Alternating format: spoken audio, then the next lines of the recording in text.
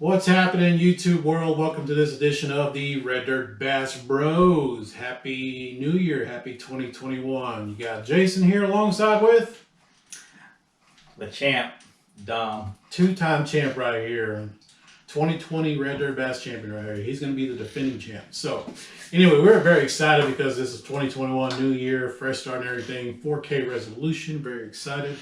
So, this little video is going to be about explaining the rules of the Red Dirt Bass Challenge and how it got started. And also, we're going to talk about our favorite baits of 2020, basically the MVP baits for each of us. So, with that being said, I think Dom's going to explain how it all got started. Man, seems like it was so long ago, but it was only like, what, 2 years ago? Yeah. So back in, I guess, May of 2019, we were out at a bar having some drinks. Cheers. Cheers. And we were talking about fishing like we always do. That's usually the subject that comes to mind when we're out drinking.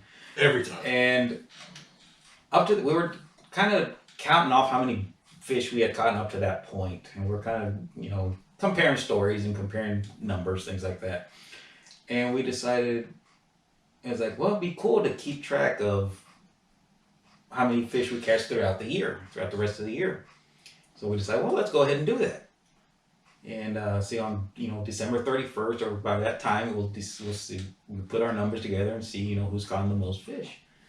And he's like, well, that's a good idea. So after about another round or two, we decided, you know what? Let's up the ante a little bit. Why don't we put some money on it? And we're like, it's a good idea. So we both agreed on $100. That's the whole. I know that's not a lot of money to a lot of people, but it's just a friendly little whatever, friendly little prize. So we decided to put $100 on there, and that very next weekend, I think we got out there and we started fishing, started catching. And then I guess probably by early fall, I think somebody basically just kind of gave up at that point. Yeah. Because I whooped his tail. Landslide. Landslide. So it wasn't even close. It was like I beat you by what? 30 bass. 30 bass. It was bad. So, but last year way more competitive. So then that was exciting. So. Yes, this past year was a little bit more, or a lot more competitive. I ended up with 126. He ended up with 123. Mm-hmm. And but still, like they say, you can win by an inch or a mile. But I still win. All right. But we also figured we never explained the rules either. We just kind of, we hope this year to kind of keep better track of it, just to keep you guys informed and, just show you the progress of. Yeah, just show y'all more updates on it, like, not like every video, but like maybe like every few videos that we post out there and everything. So we're going to go over the rules right quick. Now, I don't have good memory, so I'm going to read this off what we wrote down. So, all right, so hint to the name of the game here, Red Dirt Bass Challenge. Bass only, any kind of bass species that are out there. Let's see, we'll go with largemouth, smallmouth, white, striped, hybrids, Guadalupe bass, which are native here in Texas, peacocks, which I don't think we have around here, and also those rock bass, them yellow ones that look like perch, those. Also called war mouths. Exactly. So mean mouths, whatever. I like their eyes too, the red eyes. Public water only, no private waters or anything like that. Artificial baits, no size limit. And the way to do it is when you catch a bass, you take a picture of it and send it to your opponents. Unless they're in the general vicinity, you can just show them. You just got to have proof. Another thing too, we don't have to be fishing together. We can fish separately. We don't have to be right there in the same body of water. We can be in any part of a body of water wherever. I think that was the reason I won this past one. Yeah. I fished one day without him. Anyway, and it runs from January 1st through December 31st.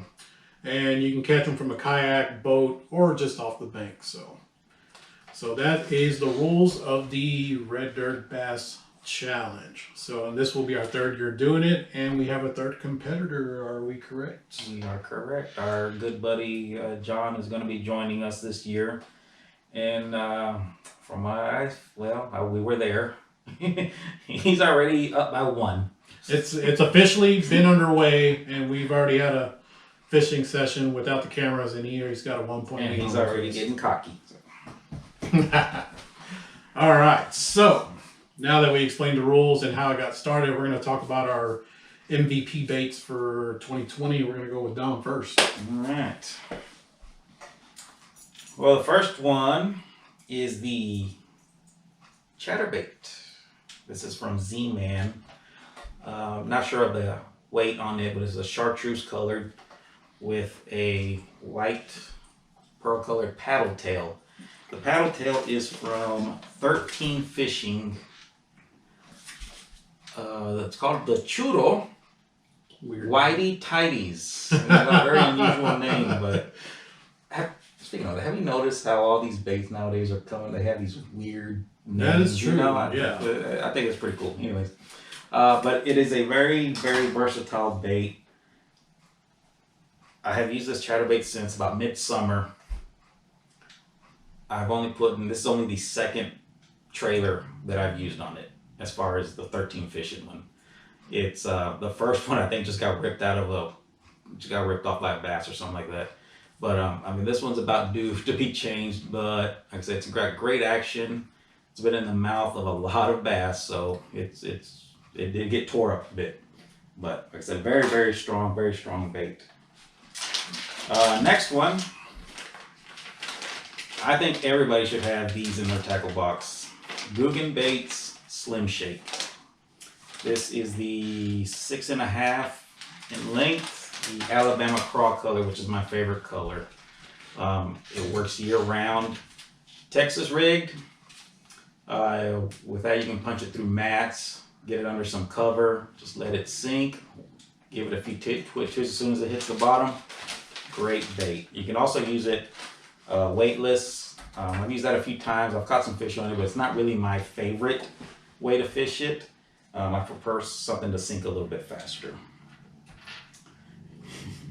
And next, the OG. You still got that thing? I bought this thing back in like 1997 when I was still in high school. And I used it a few times and, caught a few fish on it, but nothing spectacular. I mean, to the point where I just got tired of using it and I just threw it in my tackle box. And the skirt fell off of it. And then this past year, I don't remember what river we were at, but I wasn't having very much luck. And most of the fish out there were, small to medium size, so I needed something small, some small moving bait with some action and something to catch the bass's eye. So I said, to hell with it, I'll just use this old spinner bait and I'll just put a paddle tail on it. And as soon as I threw it out there, I was catching fish left and right. I don't know how many I caught that day, but it turned out to be a good day. The paddle tail that I've been using on it is the Googan Baits Saucy Swimmer White Pearl Shad, 3.3 inches. Great bait. I use it as I just use it as a regular swim bait by itself. And but these are not, I don't think these are quite as strong as the 13 Fishing ones I've been using. They seem to last, once a bass or one or two bass gets a hold of it, it's time to, we gotta replace them pretty often. But like I said, they're still great baits, great action. And this little spinner bait, man, it's like a cockroach, man, it won't die. And that's all right with me, because it catches fish, and I will continue to catch fish with it, until the day that we say goodbye and I end up getting it lost in like a rock or a log underwater somewhere. You better knock on wood that you don't do that. That'll never happen. I will probably cry whenever I lose this. He'd probably just hang it up and quit. So, all right. So now he got his explained. I'm gonna explain mine. Mine are all from Googan Baits, all soft plastics. So we'll start off with the Bandito Bug. Let's see, Crack and Crawl. and the trench hog. And my favorite color would be the Alabama craw because it's just a good color all around. You know, it works all year round and everything. So, and but really, in all reality, like all the colors from Guggen work. You know, I've caught bass in all the colors they had, and I think the runner-up color-wise would be the watermelon red flake.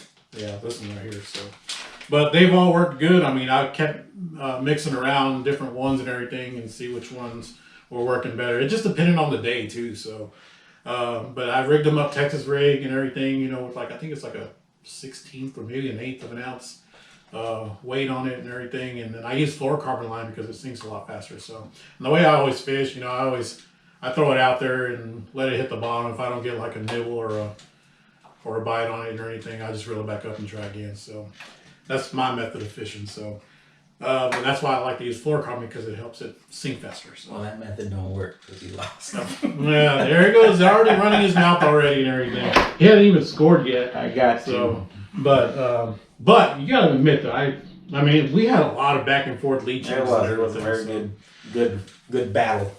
But I think I even had him scared for a little bit. You know what? And to be honest, I was going to try to go New Year's Eve, but man, the weather went to crap that day here in Texas. It started icing and snowing. Hell, we even woke up New Year's Day with snow. I mean, I'll show you a picture of it right now. Look, look at that snow. Oh yeah, Mother Nature saved my butt. Exactly. So, but I mean, it's all in the past now. I mean, we just gotta dust myself off and try again. 2021, I think is looking pretty good for just everybody. You know, for all three of us that are in it this year. So, anyways, so we hope y'all enjoyed this video here.